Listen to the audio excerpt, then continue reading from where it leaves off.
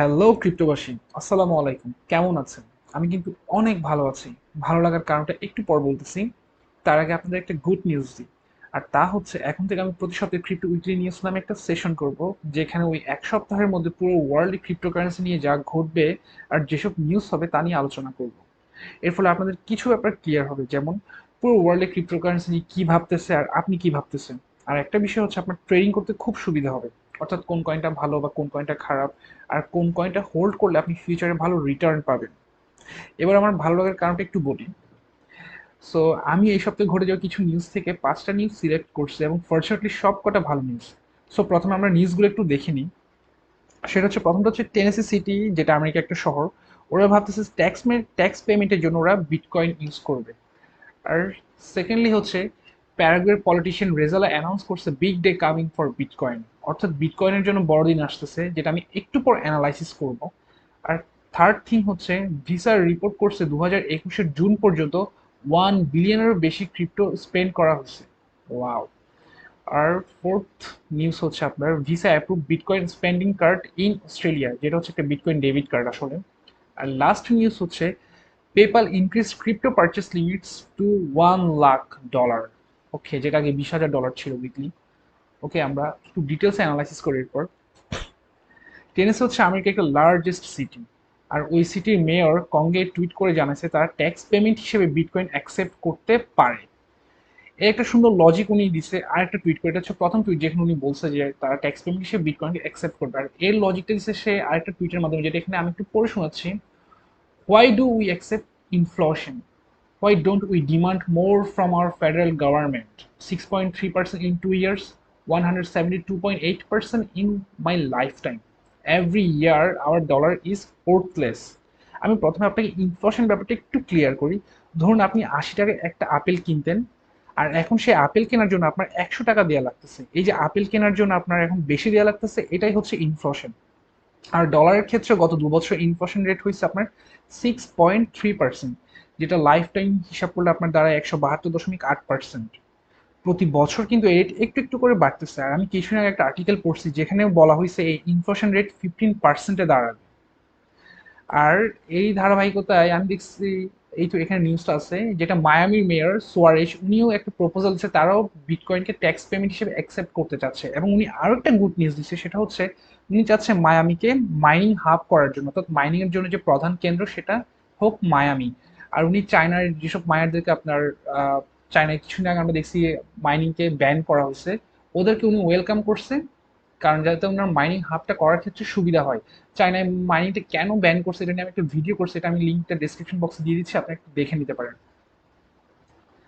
Then second নিউজটা আমরা একটু দেখি। প্যারাগুয়ের ক্ষেত্রে যেটা বলা হয়েছে, এই যে কই গেল, Paraguay politician announced arrival big day for Bitcoin, here what it means. Basically প্যারাগুয়ের ন্যাশনাল ডেপুটি কার্লেস রেজালা একটা টুইট করছে, যেখানে উনি বলছেন যে বিটকয়েনের যে একটা বড় দিন আসতেছে। আসলে 2019 সালের শেষ থেকে প্যারাগুয়ে ট্রাই করতেছে, অর্থাৎ কাজ করতেছে ক্রিপ্টোকারেন্সি এবং বিটকয়েন এই ব্যাপারটাকে লিগালাইজ করার জন্য। সো আই থিঙ্ক ফাইনালি সেই দিনটা চলে আসছে, আর যেটা উনি টুইটের মাধ্যমে জানাইছে। আর ওনার একটা বিল করছে, যেটা ড্রাফট উনি একটা অনলাইনে ছাড়া হয়েছে। এই এখানে যেটা বলছে সেটা আমি একটু আপনাদেরকে পড়ে শোনাচ্ছি, যেটা আমি বাংলায় করছি আর কি। এখানে তারা বলছে, এই ড্রাফটে তারা বলছে তারা রেগুলেট করবে বিটকয়েন মাইনিং, অর্থাৎ বিটকয়েন যে মাইন করবে সেটা তারা তত্ত্বাবধান করবে এবং তারা দেখাশোনা করবে। সেকেন্ড থিং হচ্ছে, ক্রিপ্টোকারেন্সি ট্রেড করতে পারবে প্যারাগুয়েতে। আর থার্ড থিং হচ্ছে আপনার ট্যাক্সেশন অফ ক্রিপ্টোকারেন্সি, অর্থাৎ আপনি ক্রিপ্টোকারেন্সি কেনা বেচা করেন বা আপনি হোল্ড করেন, এটার উপর ট্যাক্স পে করতে হবে। আর লাস্ট থিং হচ্ছে, ক্রিপ্টো ফার্ম যদি নতুন গড়ে ওঠে এগুলো রেজিস্টার করতে হবে। সো এই ক্ষেত্রে জিনিসটা আমি খুবই সাধুবাদ জানাই, কারণ হচ্ছে আপনার যদি বিটকয়েন মাইনিং এটা রেগুলেট করা হয় আর ক্রিপ্টো ফার্ম রেজিস্টার করা হয়, তাহলে আপনার ক্রিপ্টোকারেন্সি আপনি হোল্ড করেন বা কেনা বেচা করেন, এটার উপর ট্যাক্স পেমেন্ট করতে তাদের খুবই সুবিধা হবে। এটা খুবই গুড একটা নিউজ।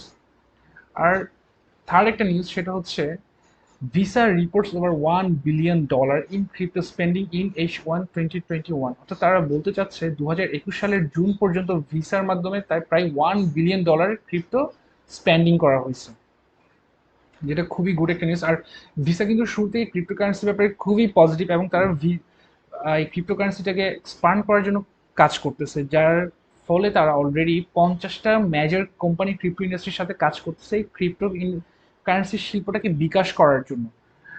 যেমন ধরেন এখানে কয়েনবেস আছে, crypto.com আছে, FTX আছে, coinzoom.com আছে, যাদের সাথে ওনারা কাজ করতেছে। তো যদি কয়েনবেসে একটা কানেকশন থাকে তাহলে আপনি খুব ইজিলি কয়েনবেস থেকে আপনার বিটকয়েন বা অন্যান্য যে ক্রিপ্টোকারেন্সি ভিসাতে না আপনি এটা স্পেন্ড করতে পারবেন, যেটা খুবই গুড একটা নিউজ। এবং এর ফলে হবে কি মানুষ খুব ইজিলি এটার অ্যাক্সেসটা পাবে।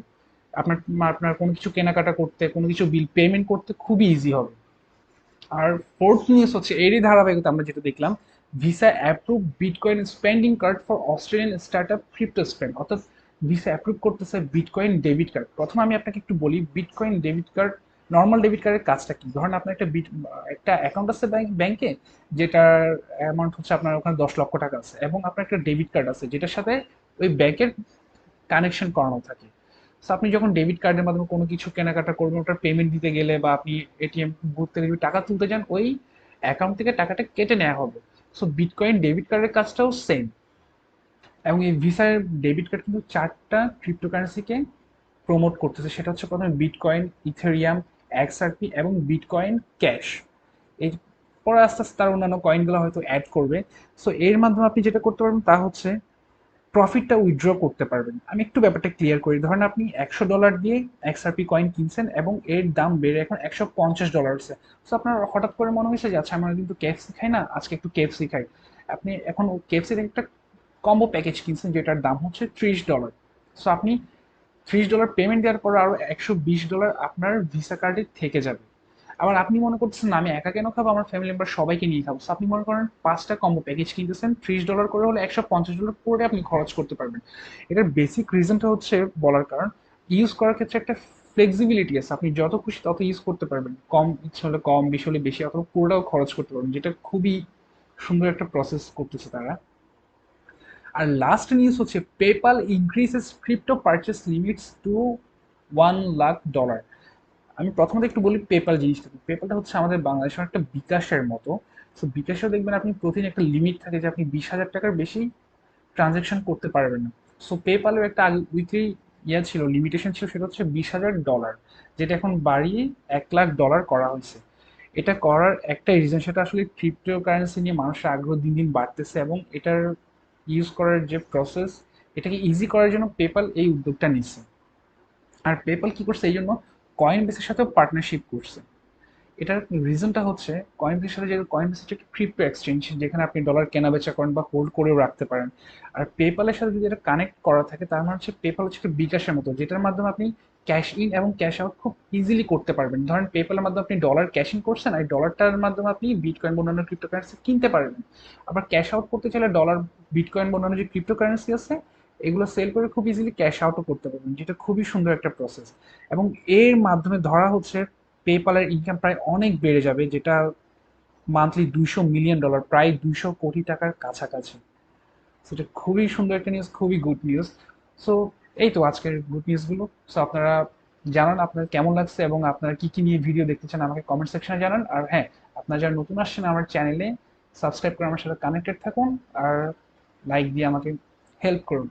Thank you very much. সবাই ভালো থাকবেন, সুস্থ থাকবেন। আসসালামু